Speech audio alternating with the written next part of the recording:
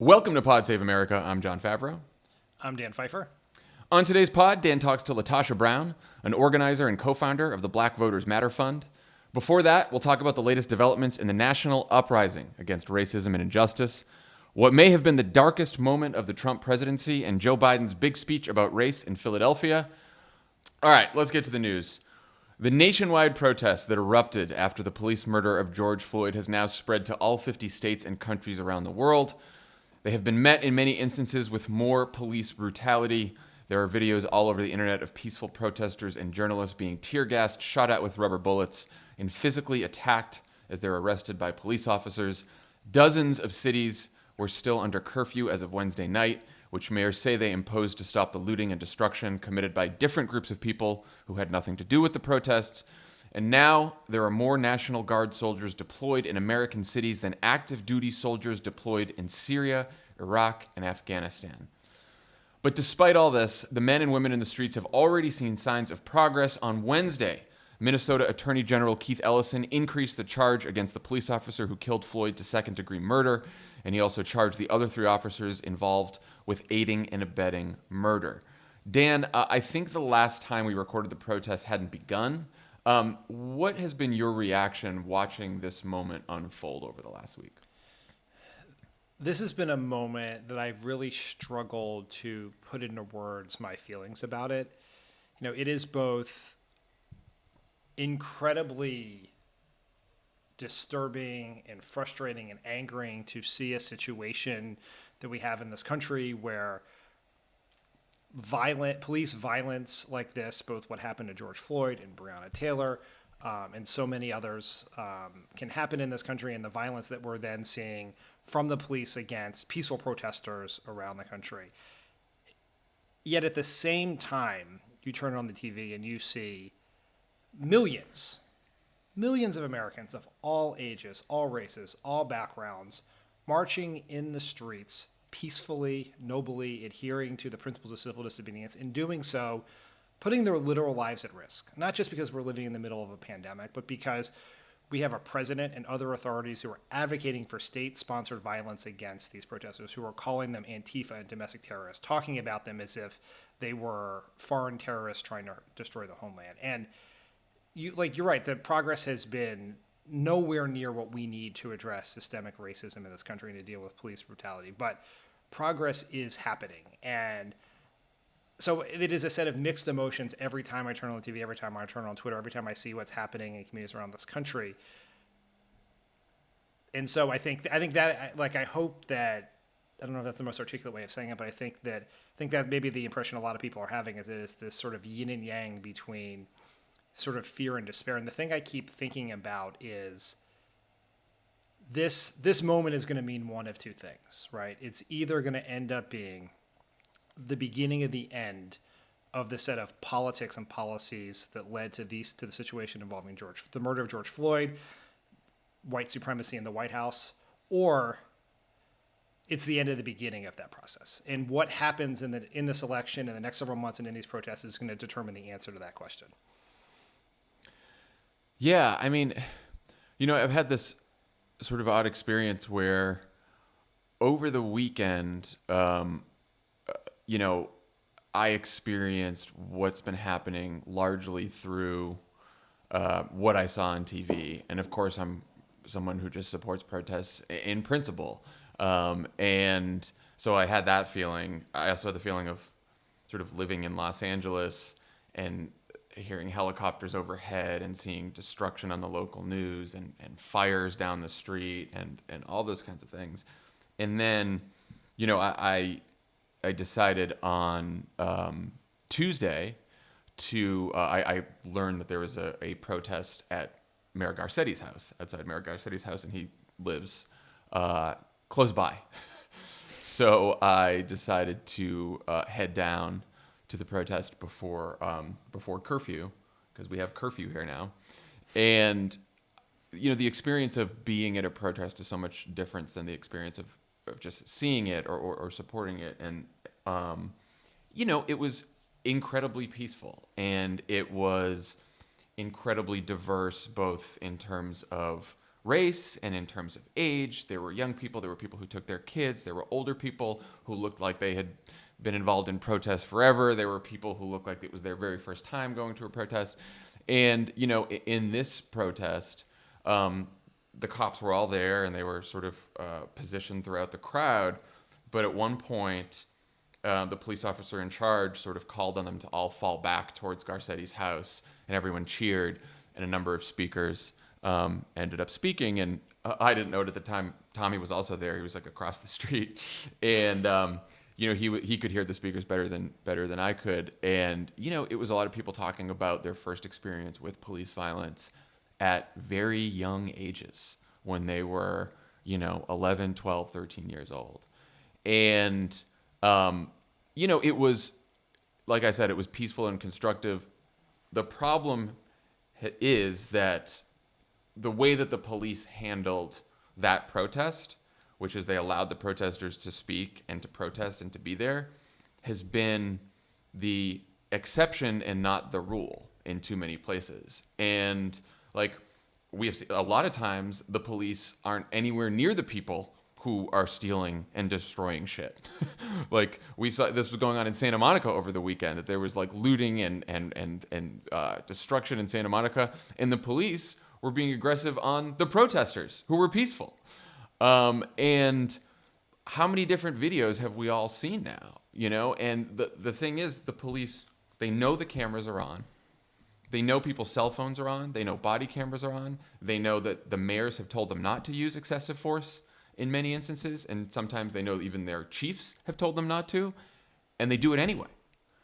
And what that tells you is, for all of the videos we've seen and examples of police officers taking a knee with the protesters, and there have been some really moving videos of police officers hugging protesters and listening, but there is clearly a systemic issue with policing and the culture and the laws around what police can do with regard to force.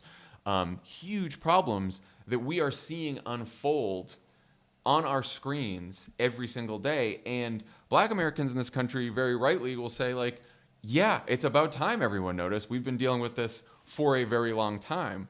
But to your point about progress, I think what might make this time different is the fact that so many Americans are not just seeing images of fires and looting and vandalism on their screen. They are seeing police brutality against peaceful protesters all over the country.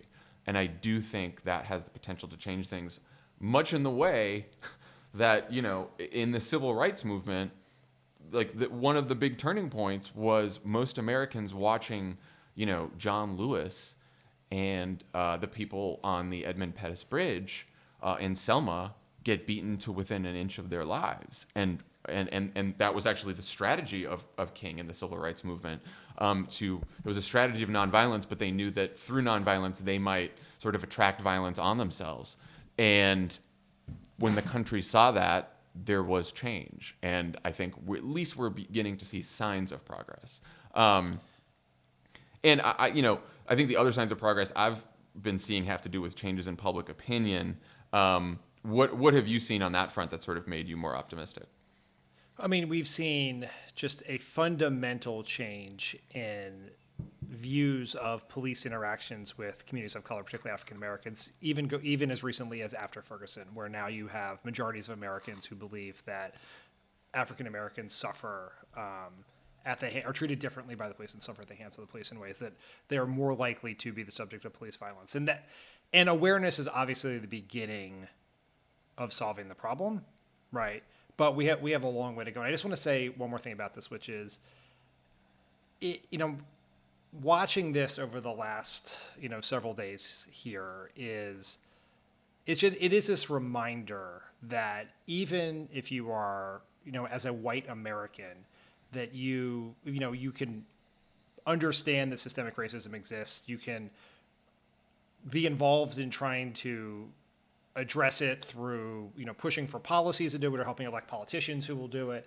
You can, believe you can be as woke as you can possibly be, but this is the reminder is that even if we intellectually understand that systemic racism is something that exists, we don't have to confront it every single day, right? It is, and like that is a level of exhaustion and anxiety that comes from worrying about your family walking out the door. Just could end up, it could end up in a confrontation with the police that could end their lives or change their lives. And we don't have to deal with that. And I think one of the things I think a lot of people have been struggling with is figuring out what's the constructive thing to do here, right? How can, what can we do that is more than what we've been doing? And I don't have any good answer to that. And there's a lot, we'll talk about it can't wait in a lot of other situations. But one thing that we've been thinking a lot about in our house is like, how do you raise a child that is anti-racist, right? Like there's been a lot, you get children's books. There's a whole genre of books that try to address diversity and the existence of racism and all of that.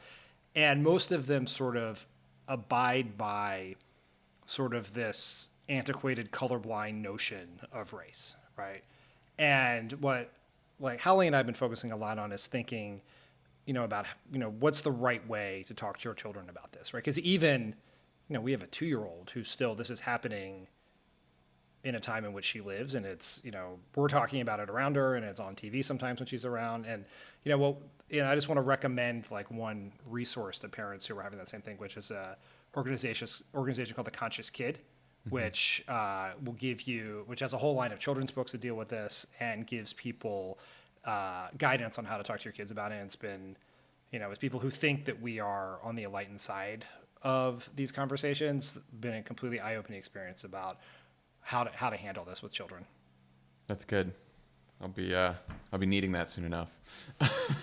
I do want to talk a little bit about, this goes to your point of how sort of attitudes are slowly changing on the public opinion front. I think just to give people an idea of sort of the contours of the political debate and the public opinion around police reform. I think traditionally, one of the biggest challenges with police reform has been that the police are the third most trusted institution in America. Gallup found recently that they're far more trusted than the press or Congress. They're basically almost as trusted as the military. It's also true that even in 2019, majorities of white and black Americans favor hiring more cops for their communities. And so there is this challenge of like policing as sort of a popular, trusted institution among people. And yet, I do think it's worth pointing out, like, specifically some of the changes we're seeing just in the last couple weeks.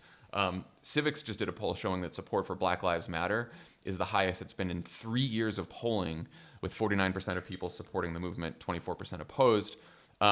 Majority of Americans have expressed support for the protesters this week. The percentage of people who think we don't take racism seriously enough has jumped 10 points just since last year.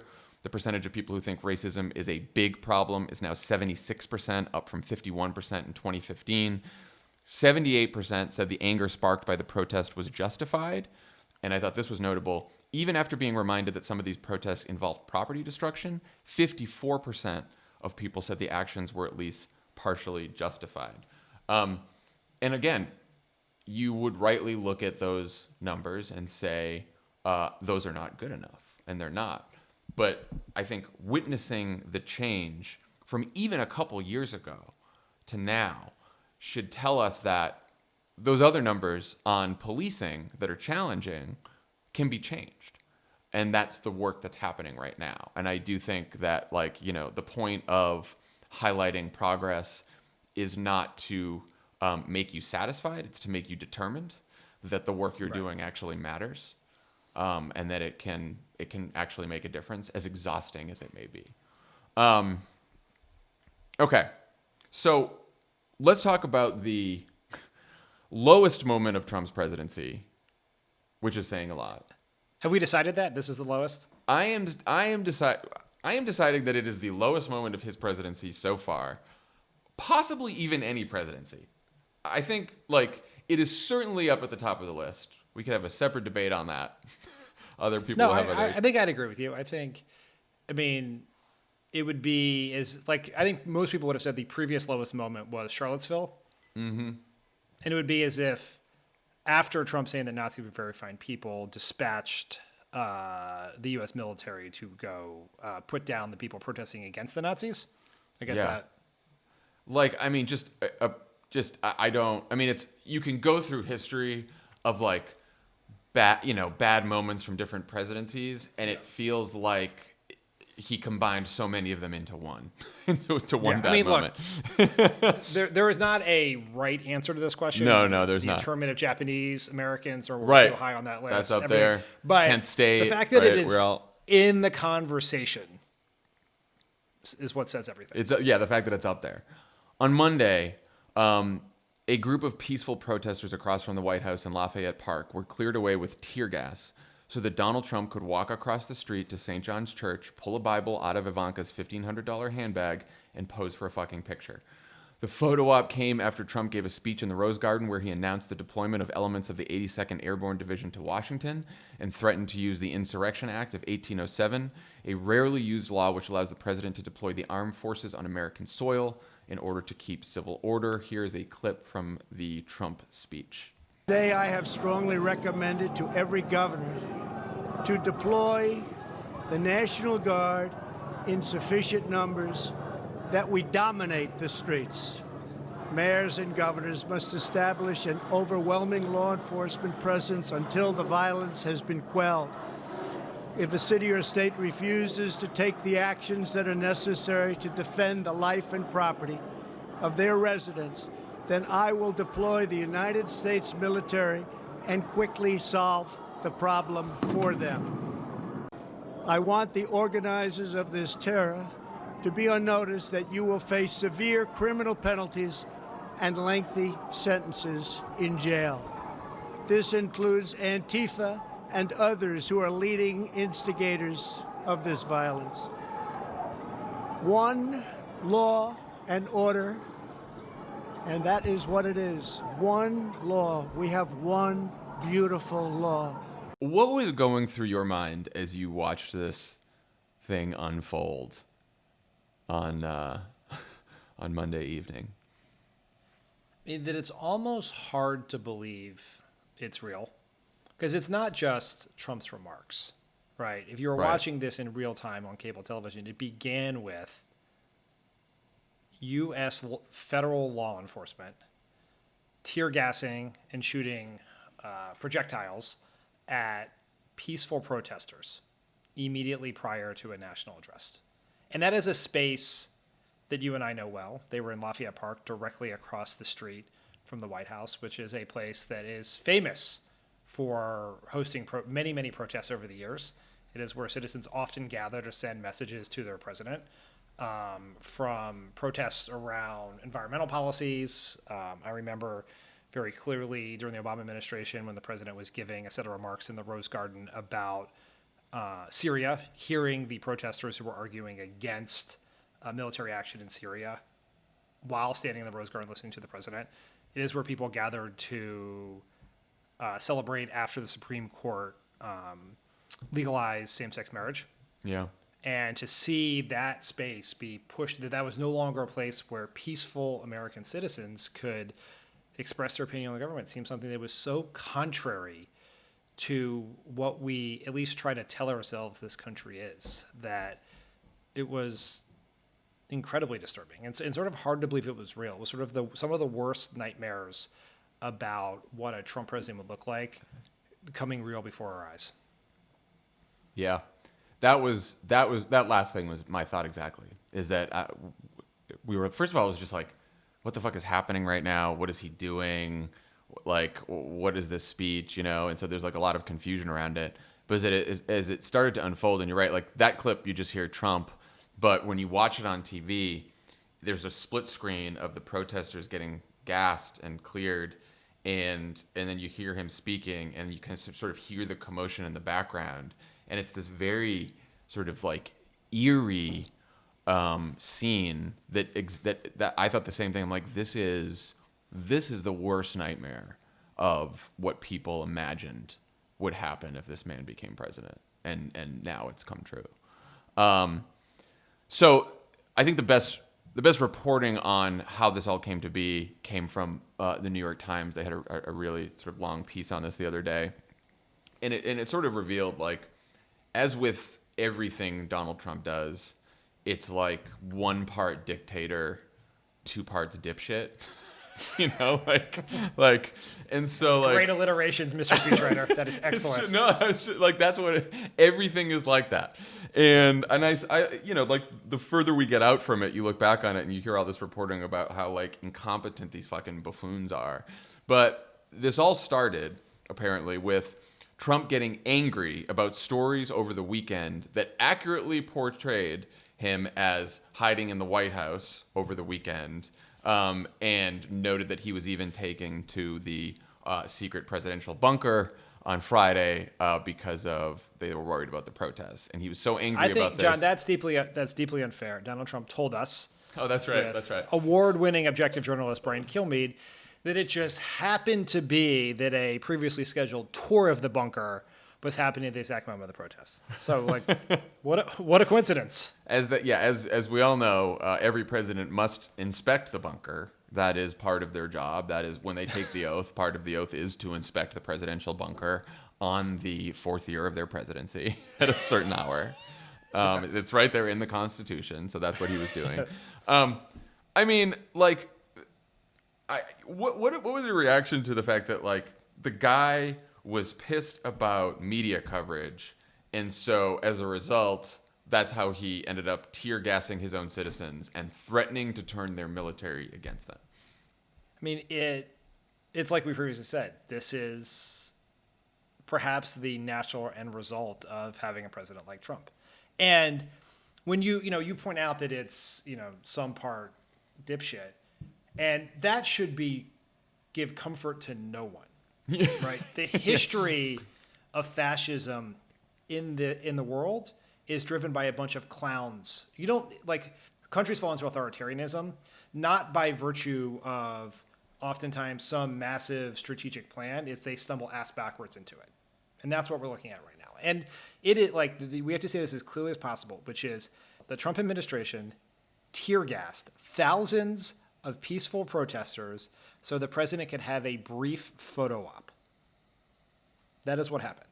And I just think sometimes it is easy to get caught up in the absurdity of the Trump administration, the fact that he walked there and Ivanka Trump kept the Bible in her $1,500 handbag, and we'll talk about this a little bit, but the Secretary of Defense thought he was going to visit a broken toilet, and for some reason the chairman of Joint Chiefs was wearing his military uniform as if he was on the battlefront in Iraq. And it all seems so absurd and so poorly thought out, and it's a bunch of just absolute morons at heart here. But you have to say what actually happened because it should shock the conscience. It should absolutely shock the conscience. Well, I think it's helpful to separate this into 2 parts, right? There is the planned photo op at the church, which is like absurdity that also turned into a lot of people getting hurt. Because they were tear gassed. And then there is the policy decision to threaten the nation's governors that if they do not get the situation in their cities under control, that Donald Trump will use the Insurrection Act to deploy the military against American citizens, which I think is, in some ways that threat was almost overshadowed by the absurdity of and violence that went along with the photo op. Yeah, I mean, like, per usual, and I have been guilty of this over the last few days, is it's easy to chase the shiny absurd part of Trumpism and ignore the true threat. And obviously real people were injured, and there was a real violation of the First Amendment and basic democratic principles in what Trump did. But we should not be distracted by him holding the Bible potentially upside down and all the other absurdities of that story. But they should not allow that to distract us from what is actually at play here, which is the president threatening to deploy the military to put down peaceful protests in his country that he does not like. And, a couple of things to point out here. We later find out that it's, or at least the reports are, that it was Bill Barr, the Attorney General, who ordered the protesters cleared away. And apparently there was a plan to expand the security perimeter around the White House that hadn't been carried out yet. And Barr realized this and knew that the president wanted to go make the photo op. So he ordered law enforcement officers on the ground to complete the expansion of, that's what they're calling it, of the security perimeter, which meant dispersing protesters. But because there wasn't enough time to do so before the president's planned statement, they had the split screen. So you got Bill, first of all, and, you know, a friend of ours, Nick Shapiro, who worked in the White House with us and worked on a lot of national security issues, he was like, my big question is, what the hell is the Attorney General of the United States doing in charge of the park police, all these cops? Like that, what is he doing in charge of all of these troops? Like, it's and to this day, in Washington, D.C. right now, there are soldiers deployed in D.C. with no nameplate. You don't know what organization they're from. They don't tell you when reporters ask where they're from, what branch they're from. So it is basically like Bill Barr's standing private army that he is controlling right now is the Attorney General of the United States, which is the stuff of fucking dictatorships. I mean, we should note that the Attorney General is in charge of the Department of Justice. He has no authority over the park police, no authority over the Secret Service. He is just essentially operating as the president's henchman, ordering law enforcement in which he has no authority, statutory, constitutional, or anything else. Like, the wheels are off the fucking bus here, people. I also loved officials privately conceded that little thought was given to what Mr. Trump would do once he actually got to the church. That was fun. That was just, you know, as usual with these fucking assholes, it's like, so he has this plan, you know, he wants to use the Insurrection Act. Basically, he is persuaded by some to not use that, to just threaten to use it. And so they're like, well, what else are you going to do? And then around lunchtime, some combination, we don't know, of Ivanka, Hope Hicks, Jared, Trump himself, come up with this harebrained scheme to go to St. John's. And the reason they wanted to go, so St. John's Church, as people should know, like every president has been there. Usually there's some kind of a service there on Inauguration Day that presidents attend. It is like a very famous church in D.C. The basement of it was briefly on fire on Sunday night because of some of the looting. And so Trump thought they would go there and say, like, you know, this is a sacred church and it was burned by Antifa and all that bullshit, and get this photo op out of it. And they thought nothing beyond that. There was no thought beyond that. My first read of that story, and we were texting about it when it came out the other night, was laughter, because like, what a bunch of fucking clowns these people are. And there's like great, and just from a point of consumers of journalism, it's an incredible story filled with amazing tidbits, like the price of Ivanka Trump's handbag. Ivanka Trump, Orthodox Jew, who happened to be carrying a Bible in her handbag just as Trump arrived, right, is one example. And then all the yahoos in the Trump administration who insisted on being in the photo op. I've never seen a photo op with the White House press secretary before, but Kelly McEnany put herself right in it with the Secretary of Defense and a bunch of other no-named white people. But the thing that's just like infuriating to me, as someone who has worked in that building as you have, is we are governed by the dumbest people possible. It is the family of a dumb man. It is the people who would have been cut from the JV team of the Republican Party in charge of the government. And the problem is they live in this bubble of ignorance and insecurity that is so tight that they think they're smart. Like, they thought this was a brilliant fucking idea. They were actually competing for who would get credit for this idea. When they didn't even, it's like, they were trying to do the alphabet and they tripped at C. Like, it was just so frustrating with how dumb they are. And in this case, it has consequences, but it's also directly related to why 1 in 4 working Americans is out of work, and we've been in quarantine for months because we have dumb people not just in charge of photo ops, but in charge of pandemic response. So let's talk about the reaction, which was not quite what the White House had hoped. So we had a handful of Republican senators criticize Trump. The rest defended him or gave reporters the old "I didn't see it" answer. The chairman of the Joint Chiefs, General Milley, and Secretary of Defense Mark Esper have said they didn't really know the photo op was happening. You mentioned Esper thought he was going to inspect a vandalized bathroom, which is it's an important part of the duties of the Secretary of Defense. Again, toilet laid out in the Constitution. Yes. And then Esper announced the next day at a press conference that he's now opposed to using the military against American citizens right now. He's opposed to the Insurrection Act, which reportedly, of course, because he said that, got him in some hot water with Trump.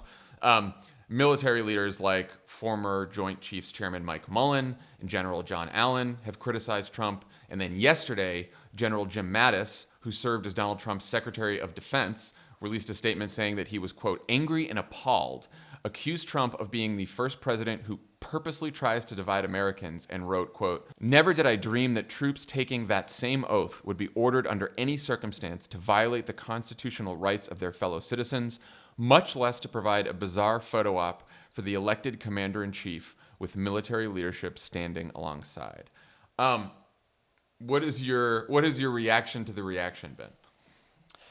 I think there is, like, I don't really care about the Republican senators who had, like Susan Collins, who had brief, sad comments about this. Like, you know what? You have constitutional powers. Fucking do something about it. Subpoena someone, have a hearing. Like, you have real. You had your chance. One of you voted for impeachment, and one former Republican voted for impeachment in the House. That was it. Y'all had your even chance. Even if you didn't want to impeach him, which is a basically absurd proposition, right now you could do something about this. Yep. You could use your powers to get. You have checks and you have balances, and you have done neither at any point over the last 3.5 years.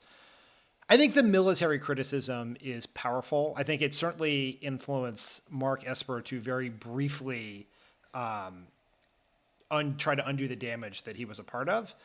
Look, I think General Mattis has been tripping over the bar of low expectations for being a important figure and a heroic figure in the Trump era. But his comments are powerful. They are relatively unequivocal, and I think they could have real impact, not just on other Republicans who may have private concerns about Trump, who may be able to develop the physical ability to express them publicly, but also on voters who are souring on Trump. So I think that the Mattis moment is significant. Yeah, I would say that I felt mildly better over the last couple of days watching some people come out and speak their mind about this. And I'd say, again, we are tripping over the bar of low expectations here. But Trump has clearly done enormous damage to our institutions, and he's threatening to do even more damage right now. And by trying to sort of polarize the military and send the military into American cities by treating the military and treating the police as like his own private security force. All the shit he's been doing is very scary. His attacks on the press, on the institutions of the media. But I think that over the last couple of days, you've seen that like while our institutions have been damaged and remain threatened, they are still holding up and in some cases pushing back. But I don't know. I think there's a real fear that I still have. I mean, fucking Hogan Gidley, the White House, one of the White House press spokesmen this morning said, all options are on the table with the military, which is something you'd say about fucking Iraq or Afghanistan or some other country that we might be in conflict with, and not about sending troops into American cities. So, there's still, I have a lot of alarm that, like you said, we could sort of stumble into something very dark and scary here. And we already have. But seeing, and again, like, thanks Mattis for speaking up now. You had like a couple years, but whatever. Anyone who can speak up now, speak up now. Whoever is in a position of power or influence in elected office or not elected office, like, this is the fucking time. Say something. And if you've been late in the past and you haven't been with us in the past, like, that's fine. We can talk about that later. For now you got to step up. I mean, yes, we should encourage people to speak out now. But do you think Mattis has been looking for the phone number for the Atlantic for 2.5 years now? It is like, it's like, open your DMs, Jeff Goldberg. There's just such back into the absurdity of like Washington culture, and like sort of like the everything is so insular and like people don't understand the way like media and communication work. Like, all right, like I'm gonna like call up Jeff Gold, and look, we love the Atlantic, great. Like I'm gonna call up Jeff Goldberg and land my statement there. You know, like there's like platforms that can like, you know, like fucking Candace Owens is on Facebook with like 27 million views saying horrible things about George Floyd, because that's how fucking information travels now. But we've got like we landed an op-ed at the Atlantic to speak out against our authoritarian decline.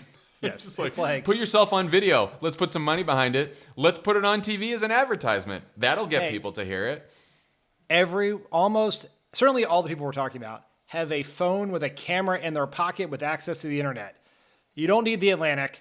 Take a video, send it out. Yeah, you don't need. And this is not like frankly, the days of like going to. We're not like going to everyone. Catherine Graham's house and hoping she'll write an op-ed in the Sunday's paper. You know, like what the. Well, as it turns out, he could have written just about anything with full of lies and conspiracy theories, and the New York Times would have printed it. So he Right. probably Yeah. didn't know that We was available to we him. haven't even talked about fucking Tom Cotton. I don't even. I mean, that is just. We'll save that for another time unless you want to talk. To your point, like Trump's not a mastermind, right? As we've said before, he's a criminal, but he's not a criminal mastermind. But I do think that it's easy to miss the threat because of Trump's stupidity. And so if you do like an authoritarian blind taste test of what's happened in the last few weeks, like imagine you turn on your computer, you click on a news site, and you read something that says something like, in a country where a quarter of the working population had lost their job in the last few months due in large part to government mismanagement, the president, who rode to power on nationalist sentiment despite receiving fewer votes than his opponent, today branded the millions of peaceful protesters to be violent terrorists and dispatched his secret police to put down the unrest. Like, if you read that, you would say, if you have you would cancel your plans to travel that country. You would ask if you had family who lived there, you would say leave quickly. The UN would be working on a resolution. The United State Department, under a normal Secretary of State, would be writing a letter about it. Maybe the President of the United States would call that person, that leader, to try to tone them down. And so there is this risk that by resisting and by trying to not be the people who overreact, we do sort of become the frog in the water that's being heated slowly. Well, you almost need these moments, like, you know, you start talking about sort of the global reaction. Like someone asked Justin Trudeau about this, just to comment on what happened, and he basically pauses for 20 seconds. The other thing I noticed was, like, while they were clearing Lafayette Park, one of the police punched a cameraman in the face, and it turned out to be like an Australian crew. So like Australia's doing the story about how their journalists were in America and were like beaten by the police. Like, can you just fucking imagine what the rest of the world is thinking about us right now? Like, we seem like an authoritarian country right now. It's very, very scary. And we may be. On the other hand, we should talk about the political fallout for Trump. So the Times said that the president's advisors believe that the photo op would, quote, resonate with many middle Americans turned off by scenes of urban riots and looting that have accompanied nonviolent protests. It has not worked out like that so far. Trump's disapproval rating is now higher than any president at this point in his first term. The number of Americans who believe the country is on the wrong track has reached record levels. Joe Biden is now leading Trump by nearly 8 points nationally and by about 3 to 4 points in swing states like Wisconsin and Arizona. And last night, the Times ran a piece saying that in the Trump campaign's private polling, he's well behind Biden, and they're now starting to worry about states like Ohio, Iowa, and Georgia. Dan, there were some concerns when the protest began that Trump would recycle Nixon's law and order strategy from 1968 to scare off a bunch of suburbanites, particularly white suburban women. Last night's Fox poll of Wisconsin showed that suburban women are now going for Joe Biden 64 to 29%. Why do you think this isn't working for him, at least so far? Obviously, it's early. This is a snapshot in time. We could get a lot more data as time goes on. It is the 1968 parallel is such an imperfect one on a set of very obvious levels. I mean, most importantly, Nixon was the challenger. So when he was saying that law and order had crumbled, he was saying that the Democrats in charge of the government had lost control. Donald Trump is not the challenger. He's the incumbent. He is announcing he's a law and order president and saying that law and order has crumbled. So he is like this. He has never adjusted to being the person in charge. He doesn't know how to make a case for things that he is doing. So that's step one. Step two is the electorate is very different. Consolidating the silent majority was another way of saying the white majority in America in 1968. The numbers are very different. It is consolidating the white vote does not deliver you the election in the way it did back then. It's just the politics are very different. And Donald Trump he's basically doing Nixonian Mad Libs. He's just spouting out, like he's tweeting out in all caps, silent majority, law and order.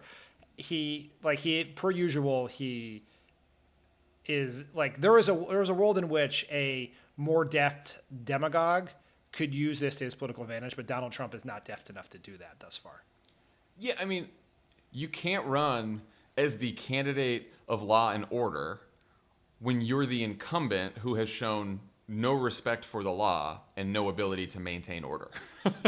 Like, it is just, I do think it is impossible to overstate the difference between Nixon as the challenger and Trump as the incumbent, which seems pretty simple, but it's just when people in the country who are seeing unrest, he's the guy in charge, and not only has he not fixed it, he's made it worse, and everyone's seen that he's made it worse. And to your point about the suburbs, the changing demographics too, like the suburbs look different than they did in 1968. The suburbs today are much more diverse than they were back then. And in addition, the views on race among white college-educated Democrats who populate the suburbs have also liberalized considerably since the late 60s. So you have suburbs that are much more diverse, that are much more liberal, at least especially on their views on race and social issues, than they ever were in the late 60s, which is maybe one reason why this has not worked so well for Donald Trump. I mean, the other part of this that's important is social media matters here in two ways. One, like, there's a whole conversation about how people who get their news primarily from Facebook are getting completely incorrect information about what's happening. But more broadly, people are able to see, even if for a period of time, and I think it's less true now, cable and local news were covering the looting and sort of the other sorts of behavior disproportionate to the small percentage of activity was compared to the millions of peaceful protesters. You now have thousands of other ways to get that message out. People are able to see the peaceful protesters. They're able to put it in a context they would not before, and that is very helpful. You're no longer held captive to the television news axiom that if it bleeds, it leads, right? There's still an opportunity for people to get a full or 360-degree picture if they choose to do so. What are your thoughts on just sort of the size of Biden's lead right now? Driven largely by sort of worse approval for Trump. Do you think that is? I mean, obviously it's too early to say, but is that like it's May of an election year. We have 5 months to go until November, which is a fucking lifetime. As I was thinking about, like, it's probably as much time between now and the election as it was between impeachment and now, which seems terrifying. So here's one way to think about it that I saw someone on Twitter say yesterday, which is it's 5 months to the election, and the Iowa caucus was 4 months ago. Oh my God. Oh my God. But, Dave Weigel pointed out the other day on Twitter that, like, the 8-point lead that Biden has right now is much bigger than Clinton's lead at this point, even Obama's lead in 8 and 12. Now, I know you were pointing out that they were still in the middle of a primary, so that's one reason that their leads were narrow. But obviously this isn't something we should get too excited about, but what are your thoughts on it? I mean, Biden has certainly greatly strengthened his position politically since the pandemic began, right? And like that is like the polling averages are very clear. The swing state averages are very clear. I think the question we do not know the answer to is this going to revert to the mean, right? And if reverting to the mean means we're going to sort of resort ourselves in our partisan identities where we were, which what I think means is that Biden maintains a popular vote lead larger than Hillary Clinton's, and we remain in a very narrow electoral college situation, right? Where maybe Biden's a slight favorite, but it's very close. It does not seem likely to me that Biden is going to win the national vote by 9 points, and he's going to win Wisconsin by 9 points, or he's ahead, tied in Texas and ahead in Georgia and ahead in Ohio and some of these states like that. That seems unlikely to me. Like, someone asked me the other day if I thought that this was the breaking moment for sort of the partisan lock that we've had on this country since, go back to 2012, frankly. And it seems very similar to the conversations that we had right when the Access Hollywood tape came out. Yep. Remember Which, those? I think these are very different elections. I think Biden has some strengths that Hillary Clinton did not have available to her, because this is essentially a two-person race, and a whole bunch of other things happening. But these Republicans tend to be very disturbed by things and then go right back to where they were before. Down the memory hole. Yeah. Yeah. All right, I do want to get to Joe Biden's reactions to Trump and the protest this week, but before that, let's take a minute to talk about the reaction of his old boss and ours, Barack Obama.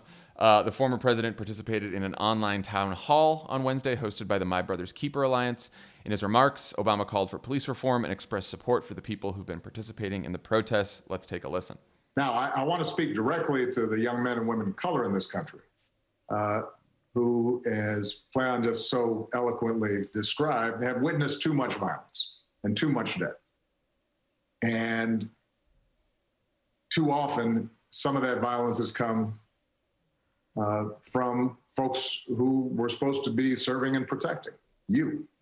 I want you to know that you matter. I want you to know that your lives matter, that your dreams matter. And when I go home and I look at the faces of my daughters, Sasha and Malia, and I look at my nephews and nieces, I see limitless potential that deserves to flourish and thrive. And you should be able to learn and make mistakes and live a life of joy without having to worry about what's going to happen when you walk to the store or go for a jog or are driving down the street or looking at some birds in a park. And so I hope that you also feel hopeful, even as you may feel angry, because you have the power to make things better, and you have helped to make the entire country feel as if this is something that's got to change. You've communicated a sense of urgency that is as powerful and as transformative as anything that I've seen in recent years. People always say to us, why doesn't Obama speak out more? We need Obama right now. And our response usually is that we're not one Obama speech away from Trump folding up tent and returning to Mar-a-Lago, right? Yeah. But having said that, it was great to hear from Barack Obama in this moment. Yeah, it always is. I mean, I've always been a fan of him coming out and speaking, knowing that it's not going to be the thing that destroys Trump. But I think it also helps remind people what a good leader can sound like. Even a leader that, and you hear Republicans say this all the time. They were not very nice to him when he was president, but they'll say wow, it's really nice to hear just a normal president who is caring and thinks about people and is articulate and can speak and, can speak in full sentences and doesn't sound like he's unstable all the time. All of these things that we have been missing for the last several years. And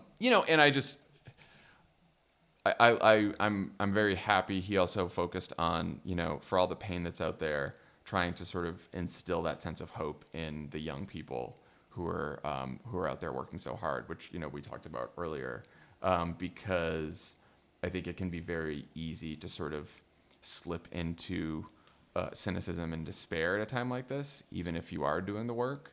And he's always very good at reminding us that the whole story of America has been sort of 2 steps forward, 1 step back, and that there's plenty to be hopeful about and to continue fighting for. So it was good to hear him. It was good to hear him. What did you think?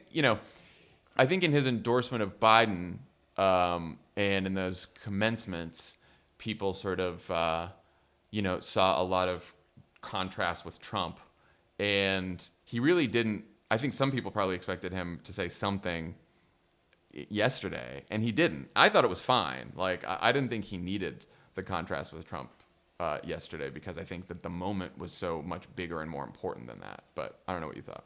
I mean, you know this better probably than any other person walking the planet, with possible exceptions of Cody and Ben, is Obama has a purpose when he speaks.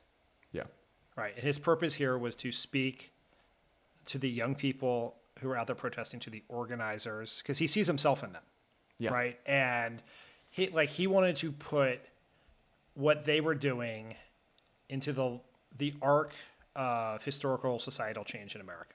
And he wanted to, speak to them as someone who, when he was a very famous United States senator, would be followed around when he went into stores because he was a black man in America. And he has spoken about that in the context of these incidents of racial violence in this country. But the thing that I also took from it that was really important, which is reminded me of something our friend Alyssa tweeted yesterday, which is, give me a community organizer as president every time, which is, as a community organizer, he knows that progress is hard to come by and you take it where you can get it, which is why he focused very specific. He had very specific things that he wanted mayors to do, and he wanted the protesters to ask mayors to do. And I thought that was very notable, that we have a lot of work to do to deal with the systemic racism that is driving everything that has happened here. But there are some things we can do right now that will make things better. And we should take those now and keep fighting for the other stuff. Yeah, I mean, and one of the people who joined him on that live stream was Brittany Packnett, and talked about 8 Can't Wait, which is sort of 8 sets of reforms that mayors can implement right now regarding the use of force that can reduce violence by up to 72%. And he is just, he is always inspiring, but he's also the organizer in him also makes him pragmatic. And he knows that organizing requires strategy and discipline as much as it requires passion and energy. And, at one point he sort of took on I hear some people saying voting doesn't matter as much as activism, or activism is more important, and it's not an either or, it's a both and, right? You need to be on the streets, and then you need to translate that energy and that passion into laws and reforms and people that you elect into office. And the activism doesn't end on election day. Right. It doesn't. You have to keep pushing after that. Right. All right, let's talk about Biden. On Tuesday, he delivered a major speech in Philadelphia where he attacked Donald Trump's response to the protest and proposed a number of policing reforms. Let's take a listen. The president held up the Bible at St. John's Church yesterday. I just wish he opened it once in a while instead of brandishing it. If he opened it, he could have learned something. They're all called to love one another as we love ourselves. It's really hard work, but it's the work of America. Donald Trump isn't interested in doing that work. Instead, he's preening and sweeping away all the guardrails that have long protected our democracy, guardrails that have helped make possible this nation's path to a more perfect union, a union that constantly requires reform and rededication. And yes, the protest from voices that are mistreated, ignored, left out, or left behind. But it is a union worth fighting for. And that's why I'm running for president. In addition to the Bible, the president might also want to open the U.S. Constitution once in a while. If he did, he'd find a thing called the First Amendment. And what it says in the beginning, it says, the right of the people peaceably to assemble and to petition their government for redress of grievances. That's kind of an essential notion built into this country. Mr. President, that's America. That's America. No horses rising up on their hind legs to push back peaceful protest. Not using the American military to move against the American people. This is a nation of values. Our freedom to speak is a cherished knowledge that lives inside every American almost from the time you're a kid. It was a real reminder that for the last 3.5 years, we haven't had a president, right? Yeah. There is someone who sleeps in the president's bed, someone who flies on the president's plane, someone who sits at the desk of the president's office, but is not president. Like, that is the speech the president should have given after all of this happened. And Trump did not do that, right? He did the exact opposite of that. And it is just very...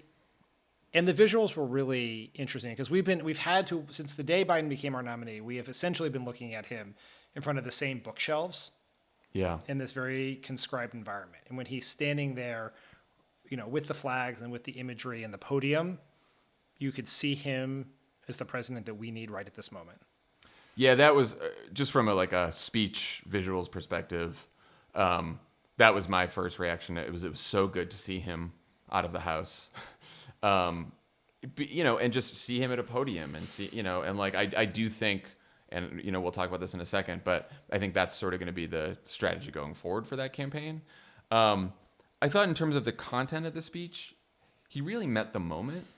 And there is, I've noticed a bit of a transformation going on in the Biden campaign and with Biden for quite some time now, which is, and you saw it in the speech, he wasn't just taking on Trump, he was taking on Trumpism altogether.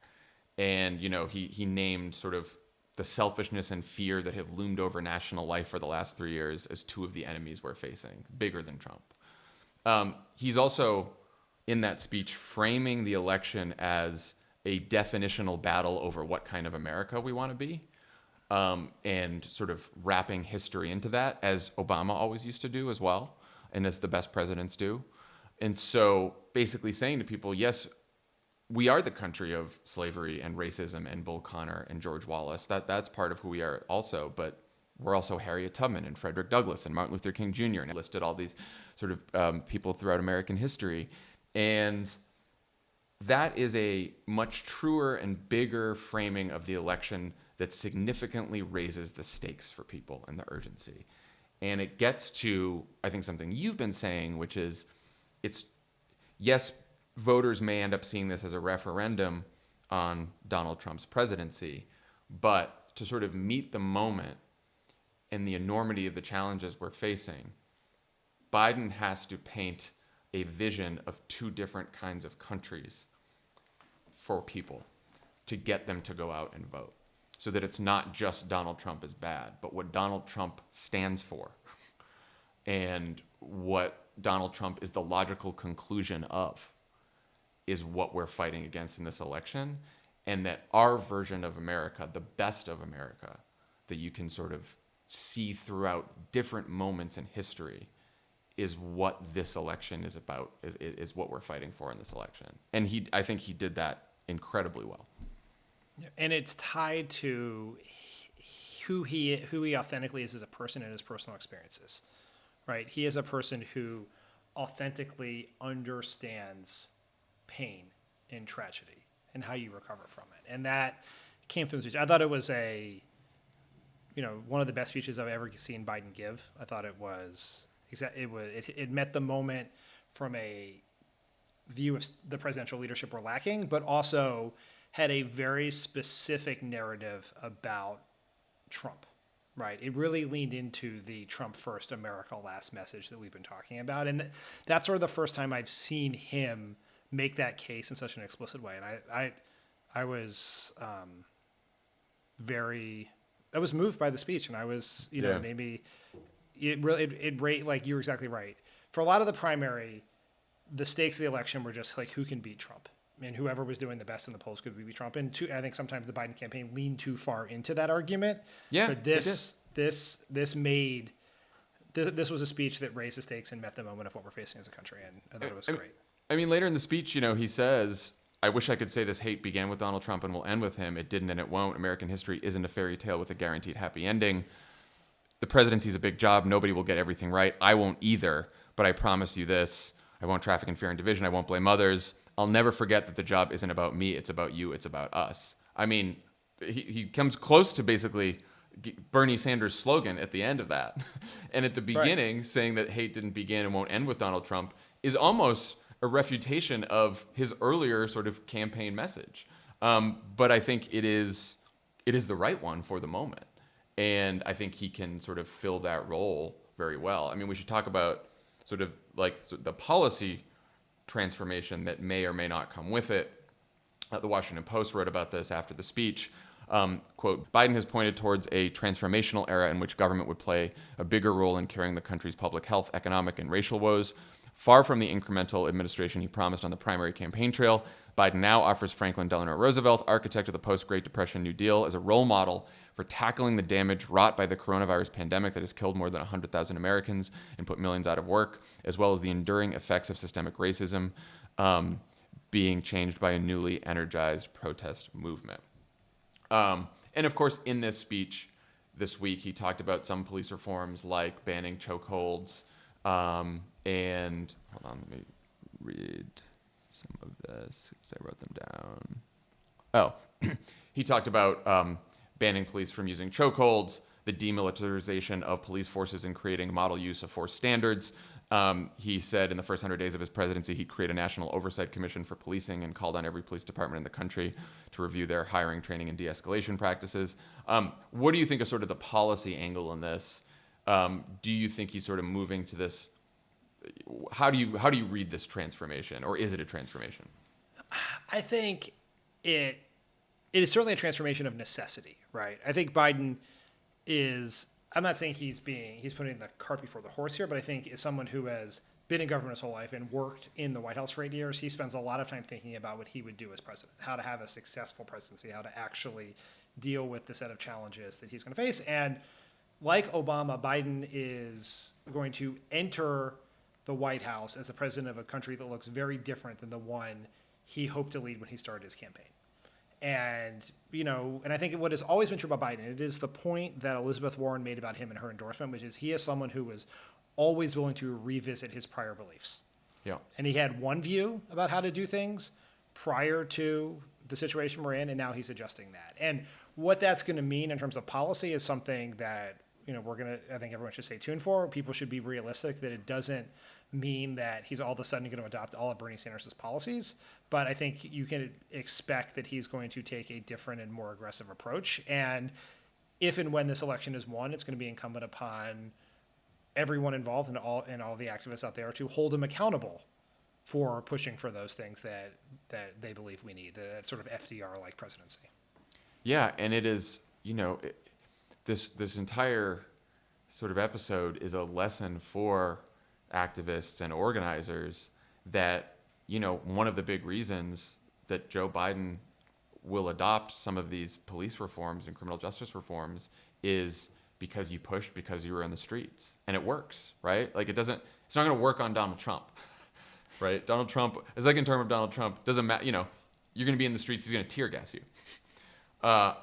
Joe Biden as president, when you push and you go into the streets and you protest and you meet with him and you push him and it's going to work. It won't work as much as you might like, but it will work and you will see progress. And I think it's a good lesson for everyone. Where does Biden go from here? How does he keep getting attention? How does he sort of broaden and sharpen his argument against Trump and for himself on sort of the whole range of issues? I think this is a huge challenge for anyone taking on an incumbent president, and it's particularly a challenge taking on Trump, who has the world's largest media platform, cable TV, the entire digital ads economy, all on his side here. And Biden suffered from this. Here you have the person that polls say is most likely to be the next president of the United States has a town hall event on Monday on the very issue that is dominating news coverage, and none of the cable networks took him live. They took his speech the next day live, but they did not take that one. And because everyone yelled at them. Yes, if Donald Trump had been the challenger against an incumbent Barack Obama or Hillary Clinton in that situation, they 100% would have taken him live. And so that is the challenge for Biden. And it's going to require developing strategies that we've talked about 1,000 times that go beyond just simply relying on the benevolence of CNN and MSNBC to carry his events live. But it's also about making news, right? There was real news in that speech. And he's going to have some big opportunities coming up. Most notably, Friday is Jobs Day, where the jobs numbers will come out. It'll probably be the worst unemployment report in American history. And it's an opportunity to talk about where we go from here and how that would be different. And he will certainly benefit from being out of his house. But he now has a wave of momentum. He has a press narrative based on the polls, which says that he is likely to be the next president, therefore deserves coverage. And so they're going to have to keep building on that, but it's going to have to give people. Donald Trump can show up and get coverage because there is always a chance Donald Trump will stumble into making news by saying something insane. People don't think that about Joe Biden. Newsmakers do not. So he has to have something to say, tell people what he's going to say in advance, and sort of work the system to ensure that he's quote unquote making news, which is a hard thing to do because inventing news to talk about every day is quite challenging, as we know better than most. Yeah, it is. I mean, you can always react to whatever crazy thing Donald Trump is doing, which will get you news and get you covered. But you're right, short of like new policy announcements, which at some point in the campaign run out, you have to figure out more creative ways to make news. I do think, as the race is joined, he'll become the nominee, he'll select his VP. Like it gets a little easier as the race heats up. To sort of get covered because they'll just cover every day as what Trump said, what Biden said. But, I think he has handled the response to this latest crisis exactly as I hoped he would. I think they did a very, very good job. There are going to be some empty spots in the New York Times op-ed page for unsolicited advice for the Biden campaign right now because they have had a very, very a very strong week, and for all of the hand-wringing that everyone, and source included, have done, they should also get a pat on the back for meeting the moment. Yeah, and look, there will be other times that'll be much tougher, right? The media narrative does not stay Donald Trump is screwed and look at Joe Biden surging from fucking June till November. Impossible. It'll change 40 times till then. And so, the real test of the campaign will be how you meet the tougher moments when the narrative turns against you.